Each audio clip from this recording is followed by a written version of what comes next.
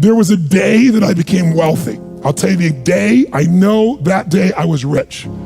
I was broke, I was pissed, I was angry at everybody else but who?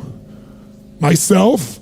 I had a friend that I loaned money to when I had barely enough and I knew he needed it, and I gave him $1,200, and I'm here not able to eat. I'm down to like $25, $26, and I'm saying to him, calling him, and he's not returning my call, and I just need some money, and he's ignoring me. I didn't ignore him then, so I'm pissed, I'm frustrated.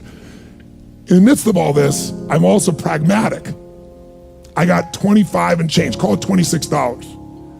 What the hell am I gonna do? I don't have any plans for economics. I got overhead that's crazy. I'm living in this little tiny apartment, 400 square feet in Venice, California. So I thought, okay, when I was totally broke early on, when I was 17, I used to save my money up and go to the smorgasbord and load up for Christmas, load up for the week. So I didn't drive there because I wasn't gonna spend the gas to get there, plus I needed to walk, so I walked there. And I go in, I'm not dressed really great, but it's Marina Del Rey, it's okay. And I got a place right by the window and I can see these yachts going by, and I'm dreaming of what life could be like. And I'm starting to let go of my anger, and I'm starting to focus on what I want instead of what I don't want. How many followers say I? And that shifted me just a bit. And now I'm eating, which shifted me a lot. And I got this giant plate stacked up, and I don't know what the amount was. It was like, whatever, it was $6.95, $7.95, right? So I'm gonna do this, I could probably do this 3 or 4 times, right? Somewhere in that range.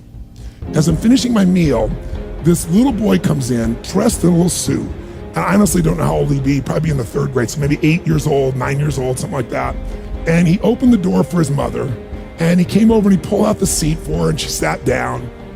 And she was a pretty lady, but as pretty as she was, I was totally obsessed by this boy. He had presence at 7 or 8 years old. And it moved me. I don't know why, it moved me. And I thought, this kid is like pure. I want him to always be this way. He's such a good kid, he's a giver.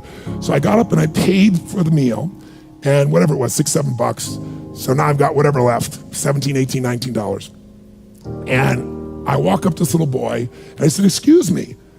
And I said, I just want to acknowledge you for being such an extraordinary gentleman. I said, I saw the way you treated your lady, how you opened the door, how you pulled the chair out. I said, that's class. I said, my name's Tony, what's yours? And I don't honestly remember his name, Charlie or something. And he looked up at me and I said, Charlie? I said, that's amazing, taking your date out for a lunch like this. He goes, well, actually, she's my mom. And I said, that's even more cool. And he said, oh, but I'm not taking her lunch because I think he said he was 8.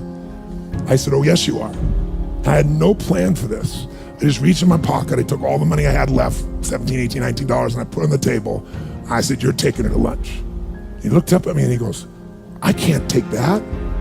I said, sure you can. He said, why? Because I'm bigger than you are. And he smiled real big, and I didn't even look at his mom. I just turned and walked away. And I didn't walk out of that door. I flew home. I should have been freaking out. How the fuck am I gonna eat? But I didn't. I flew because something inside of me had finally got past scarcity. I finally realized there's something inside of us more than our limits, especially around this thing called money that I had let terrorize me. And I got home, and the mailman came that day, and I had no idea I was gonna have my next meal. And a letter comes, and it's from the guy I loaned the money to. A handwritten note saying, I've been avoiding you, it's wrong, I'm so sorry, you were there when I needed you. Here's what I owe you plus a little bit more. And the $1,200 was there, plus another $100 for the time that I had to take care of it. And for me, $1,300, that was enough to run my show for a month or 2. And I cried, and then I decided, what does this mean? And I thought, this means that whenever you give, it's always gonna come back, so you don't have to ever think about that again. Just give. And the rewards will be greater than you can ever imagine. I don't know if that's coincidence, but I decided to believe that day was a blessing when I became rich. And I can tell you honestly, I've had tough days in my life, economically, emotionally, like all of us, but I've never gone back to that. Scarcity, I never will. The secret to living is giving. Do it when you don't have it, and I promise you, scarcity will leave your life.